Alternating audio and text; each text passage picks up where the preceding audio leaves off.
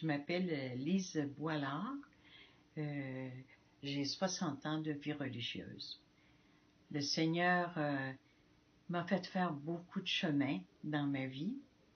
Pour commencer, j'ai fait profession et j'ai travaillé 5 ans. Et à 25 ans, je suis partie pour l'Afrique pour éduquer des filles dans un collège. J'ai vécu là pendant 17 ans et j'ai pu former à peu près comme 1500 filles à Niamey. Et puis, ces filles-là, elles étaient musulmanes. On ne pouvait pas leur annoncer Jésus-Christ comme ça. Il fallait être un évangile vivant, comme disait notre évêque. Et si on nous pose des questions sur des attitudes, eh bien, là, on peut parler de Jésus. À cause de Jésus, on est comme ça. On pense comme ça. Alors, ces filles-là, je les ai éduquées pour être des bonnes mamans, puisque tout le monde se marie là-bas. J'ai passé comme ça 17 ans et on m'a appelée en Amérique du Sud.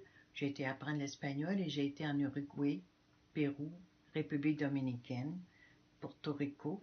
Et là, c'est mystérieux ce que Jésus nous demande.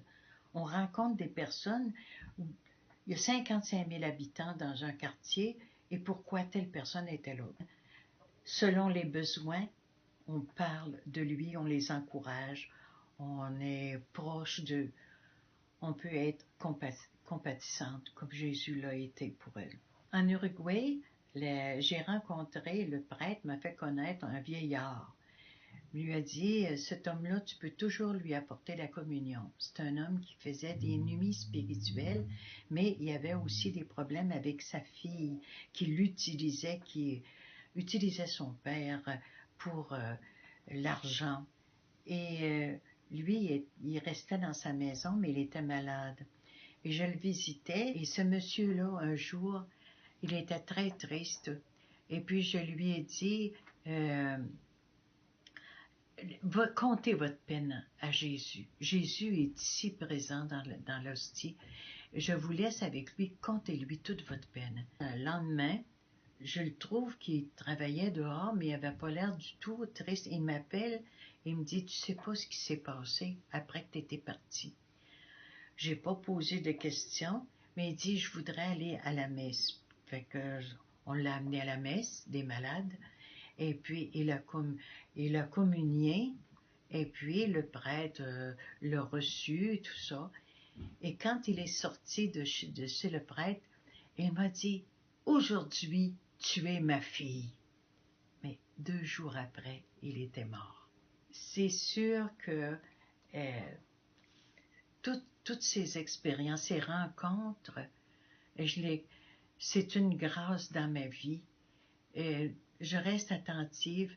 Et lui, Jésus, il nous donne la grâce de consoler ces gens-là et de les amener à bien finir leur vie.